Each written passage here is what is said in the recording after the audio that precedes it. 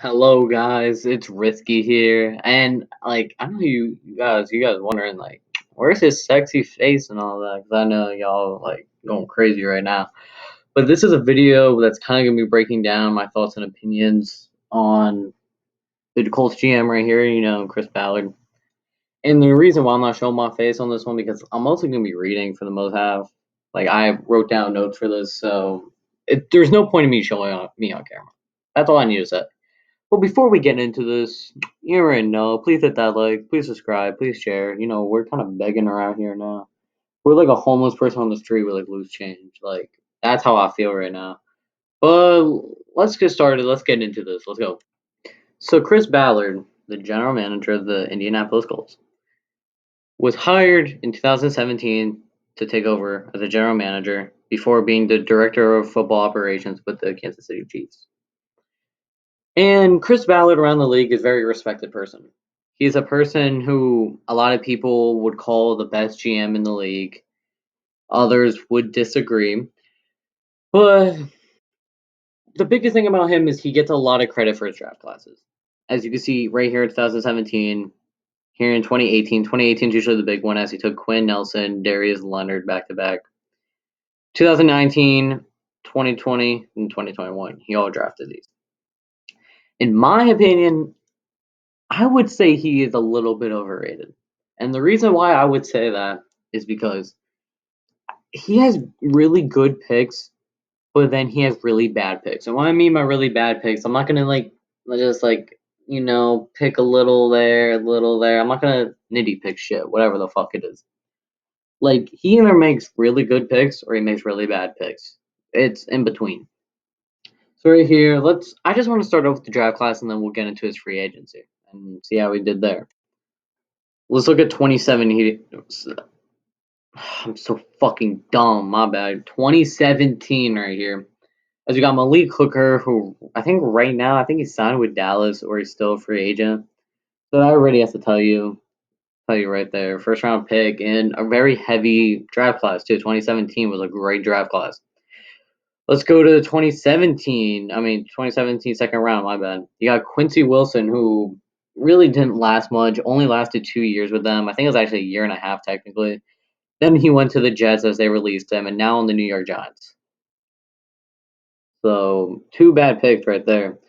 Terrell Basham, who only lasted a year and a half with them. Not much production, to be honest. He 7.5 sacks, as when you guys see a good amount of them were on the Jets. So, and again, another bad pick. Zach Banner, who didn't even play a game for them. They released him, I think, right before camp. And it was either right before camp or after camp. I can't remember. Marlon Mack, I'll give it to them. That's a very solid pick in Marlon Mack. He's a solid running back. But the one thing I do want to say is he is a guy, Marlon Mack, that was in a very heavy running back draft class. If you guys remember, that's when Aaron Jones, Christian McCaffrey, Leonard Fournette, there's definitely some that I'm missing too. I think Dalvin Cook too. So that was a very heavy running back class that had tons of running backs, as you guys know what I'm saying. But I still give him credit with that. Like I said, I'm not going to pick next year because I really could have said, oh, it's a heavy running back class, yada, yada, yada.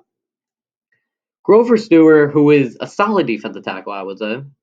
He is now starter. He just got a contract extension that I think was 3 years, 30 mil. Good for him right there. He is a solid run stopper. And what I would say is he's nothing great, but he is solid. He could start for you. That's all I'm going to say. Then we got Nay Harrison, who played 2 seasons. And he did play a solid number of snaps. If you guys look at his snap percentage and how many snaps he actually played, and he did not play good at all. He was bad. You guys could look at his completion percentage per snaps that he played, and it just wasn't good. Anthony Walker had a solid 1.5 season, I would say. I would say his 2020 or 2019 season was very good. And the 2018, he started leading up, and then he didn't have that good of a 2020 season. He started kind of declining a little bit as a free agent. Well, was a free agent, and now signed to the Cleveland Browns. So this whole draft class, there's 2 players still here, which Marlon Mack, they did draft we're gonna see soon, Nayim Heinz, and they also did draft what's his name, Jonathan Taylor. So he probably won't be starting. So and Grover Stewart I think was a very solid pick. So let's go into the next year, 2018. When I was taking my notes here, these first three, Quinn Nelson, Darius Leonard, and Braden Smith, I put them in a different category because these were great picks. I'm not going to take that away from them. Great picks. These two, actually, all three of them got extensions. Quinn Nelson's on pace right now to become a Hall of Fame guard. Darius Leonard is playing like a great linebacker in the league, definitely top 5 in my opinion. Brandon Smith is playing like a very, very solid tackle. It's hard to play tackle in the league. There's not many really good tackles. I mean, you could get one. You take them and you sign them. I'm just saying. No, but for the rest of the group, Kimoko Ture, I think that's how you pronounce it. I'm not good with names, guys. I'm going to be honest. He did not get that many snaps nor that many production with those snaps. Outside linebacker out of Rutgers. I didn't personally. This is kind of the year when I started keeping an eye on the on the draft, and I did not have. I didn't think he would be that good, mostly because he just came out of Rutgers. But that's just me. Then you got Taekwon Lewis, who just didn't have that much production. He played a good amount of snaps. He played a good amount of games, playing 33, but just didn't really do much wise with production wise. Sorry, guys, if I'm going too fast and you guys need an explanation. I'm just trying to, because we still have a good amount to go. Then we got Nayim Heinz, who is not a good running back, but is a very solid receiving back. He, I think, is very good for what they need. Where they got Marlon Mack, Jonathan Taylor, guys who could pound the ball, pound it through, get extra yards. He is a guy that I feel like would be a quarterback's best friend, receiving wise. A solid pick. Again, I'm gonna say not a running back, more of a receiving back. Then we get to Reese Fallon, who did not much production, got released early. So there he goes. I think he only lasted like a season or two with them, to be honest. So that right there's a bad draft pick. Jordan Wilkins, who really doesn't have that much production wise. When you look by the numbers, it's gonna look all great, but the reason why it looks all great is because he has burst out runs where he got like a 50, 55, but then he also gets stopped behind the line of scrimmage on the next play. So he is like a running back who could burst every once in a while, but most of the times he won't be a solid running back. So I would call that a bad pick in my opinion. The next one we have Dion Kane, who was a receiver that they took from Clemson, who he only made it half of his second year on the team. He has not been on this team for a long time. Not long at all. Another bad pick. Matthew Adams, who got no reps at all. As you guys can see, played 41 games. I think he only started what was it, 9 of those? He started 9 games in 3 years with also not many reps. As you can see, he hasn't really recorded a sack. As you can see, he played a good amount of games, but as you guys could look at his number too. Just not much production out of these players. And then, as you can see with Zaire Franklin, who only had, I think, 2 games started with little to no production. Matthew Adams, I think, had more production, but Zaire Franklin had, I think, none. So I would give this draft first 3 picks is what really defines the draft for them. I think that's what makes this a really good draft. That's just in my opinion. No, wait. Let me rephrase that. This is not a really good draft. I'm saying what makes this draft better is the first 3 picks. How great those picks were. Let's a B minus. With these 3 picks, that's an A plus right there. But then they didn't do much after Nayim Heinz, even before Nayim Heinz. Anyways, let's go to 2019, which I think this will be my final year. And I'll talk a little bit about 2020. Not much, because we haven't seen much out of those guys, but let's get started with 2019. So we have Rock Ya-Sin, who it was a very heavy cornerback round right there. If you guys remember in that class, DeAndre Baker went a few picks before when the Giants traded up in the first.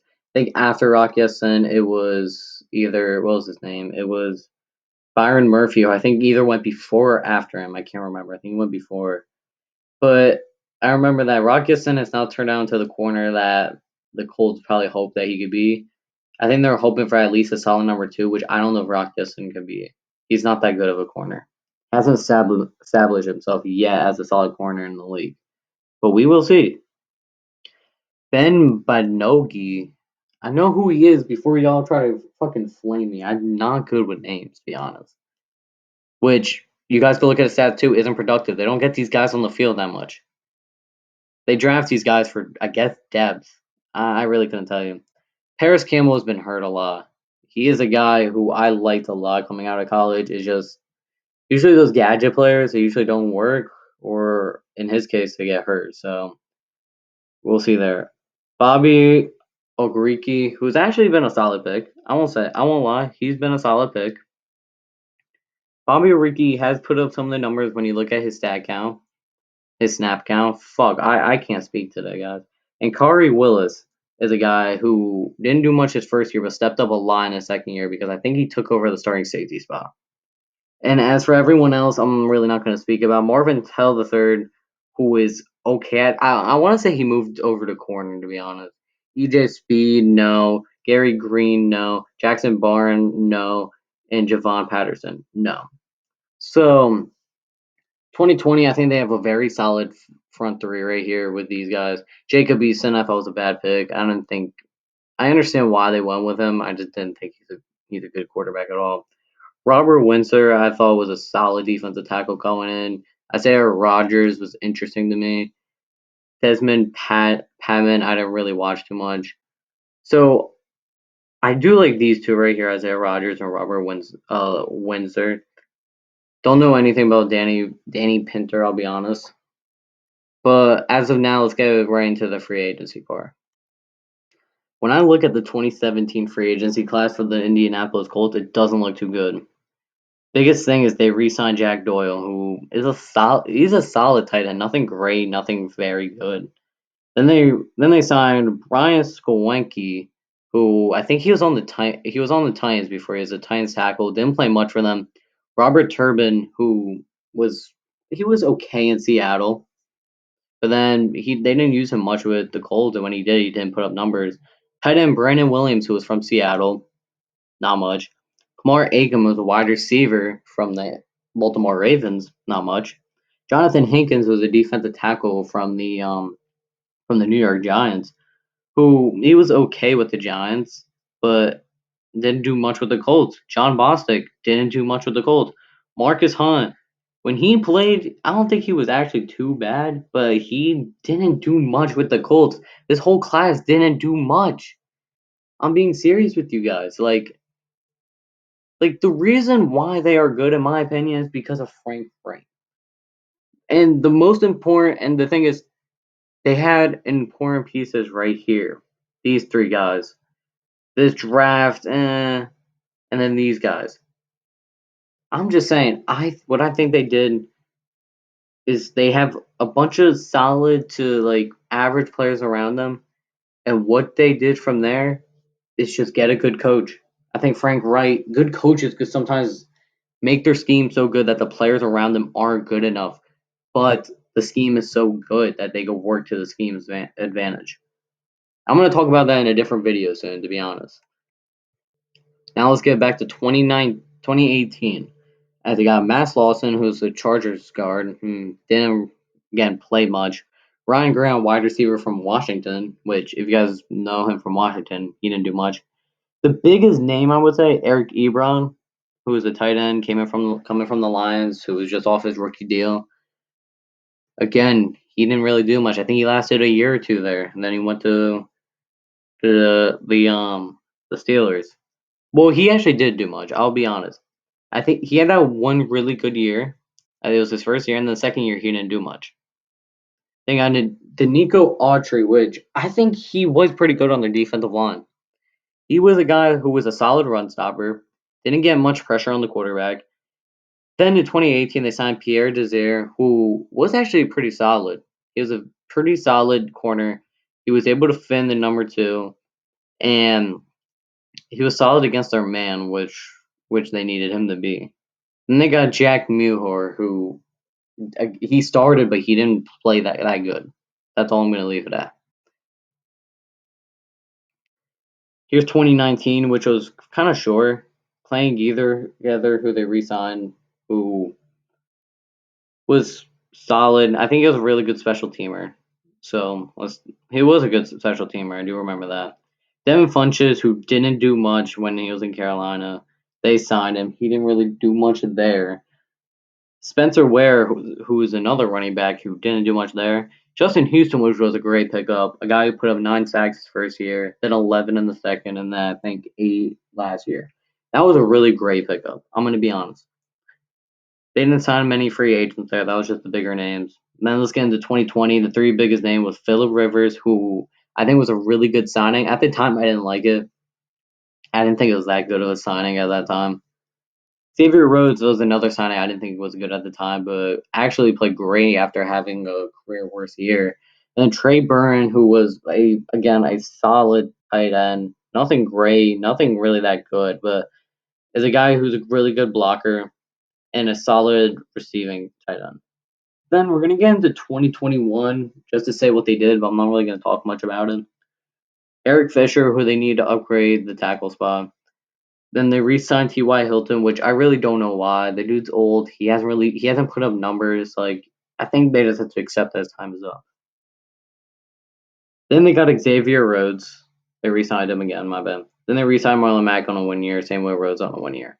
So I didn't go too much into it, to be honest. I could have made this video a lot longer, but I was trying to kind of hurry this up and just say who they got. But I'm really here to tell you that I think that they're highly overrated. Not the Colts as a team, I'm saying I think Chris Ballard is a highly overrated general manager. Not saying that he's a bad general manager, but people make it seem like he's too great. He's such a great GM. He's too great his own league. I would not say that. But if you guys like the video, please subscribe, please share. Come on, we begging, and let me know your thoughts in the comments about Chris Ballard, or if you're a Colts fan, tell me how I'm wrong. Thank you.